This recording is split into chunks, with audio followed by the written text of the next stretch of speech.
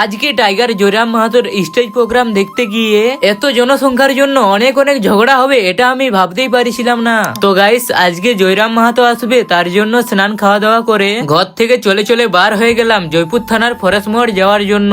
তারপর ফরেস্ট মোড় এসে দেখলাম এখানে তো 2000 জনসংখ্যার থেকেও বেশি এসেছে।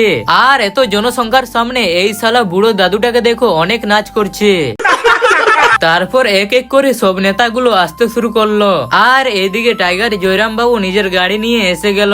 আর তোমরা দেখো একবার টাইগার জয়রাম বাবুর জন্য কত জনসংখ্যা পাগল। তারপর অনেক কষ্টের পর স্টেজের সামনে এসে জয়রাম দাদার ডায়লগ শুনতে লাগলাম, আর তোমরাও অল্প শুনো।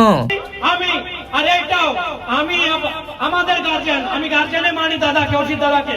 আমি সবাইকে আপনার কি জ্ঞান দিতে চাচ্ছি কি গোটা হিন্দুস্তানে, গোটা ভারত বর্ষে, গোটা ভারত খন্ডে, গোটা ইন্ডিয়া একটা এমএলএ যে কুড়মালি ভাগি প্রতিজ্ঞা নিয়েছি জয়রাম কুমার মাহাতো।